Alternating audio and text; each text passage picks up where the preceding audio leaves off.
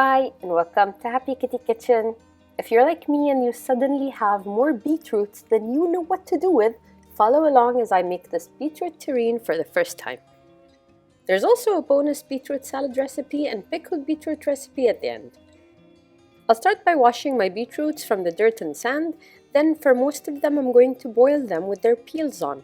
And just like potatoes, when they're boiled with the skin on, you can later easily peel the skin off once they're done. If you're unsure whether they're done or not, pierce them with a fork, and when it can easily go through them without any resistance, then they're done. Transfer them to cold water and start peeling, but be careful because they're still hot. Now for the beetroot terrine, I want my beetroot slices to be the exact same thickness, and I'm too lazy to focus on slicing them by hand and by knife, so using a mandolin is much easier and faster for me at this point. So I just wanted to show that you could either boil them or use the air fryer. All you have to do is peel, cover in olive oil and wrap with aluminum foil and throw it in the air fryer.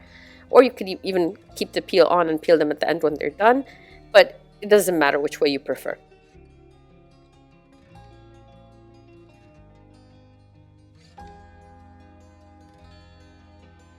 Now onto the filling for the terrine itself. In a mixing bowl, I'm using goat cheese, and if you don't like goat cheese, you could substitute with feta cheese. Pour some olive oil on it. I'm also adding in thyme, oregano, black pepper, and dill. Add in a teaspoon of minced garlic and break everything up in order to mix it. Since goat cheese or feta tends to crumble, we need something to sort of bind it, and that's why I'm adding in a tablespoon and a half of labneh. You could use sour cream or just cream cheese if you'd like. It's also to smooth out the flavor instead of getting very salty cheese or very goaty flavored cheese.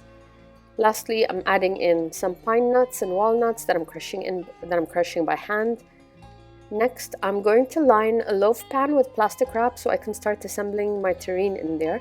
I've never made this before, so I don't know what I'm doing, but I reckon I should just layer the beetroot slices like scales and keep them overlapping so I don't get any exposed fillings. After I'm done layering the beetroot slices and filling, of course, I'm closing with the beetroot. Then I'm going to wrap it in the plastic and press it down to make sure it's secure and airtight. But I also need to keep some pressure on there and keep everything packed down. So I put another loaf pan on top and put on some weights, and I kept it in the fridge overnight. Now in a small pot, I'm melting down some sugar along with a bit of pumpkin spice. You can substitute with just cinnamon, and I add in a pinch of salt. Then I'm adding in some water to decrease the thickness of the sugar syrup. I'm dropping in the walnuts to coat them in the sugar syrup and spice, then I'm setting them aside. In hindsight, the only thing I would change is I would add in less water and let the sugar caramelize longer in the pot before adding in the walnuts, but this still worked out. It wasn't a fail. Now it's time to plate the terrine. This is why the plastic wrap is important, because it prevents it from getting stuck inside the pan and helps keep the shape compact. I trim off the edges to reveal the layers better, garnish with herbs of my choice and the walnuts, and if you like, you can drizzle some honey like I did, because honey and goat cheese is a great combination. I still had a lot of beetroots left after making this, so I decided to make 2 additional recipes, a beetroot salad and pickled beetroot, so follow along if you're interested. I start with peeling off a raw beetroot, then use the mandolin to slice equal size slices. Then I also peel and grate a raw beetroot and put it in a bowl.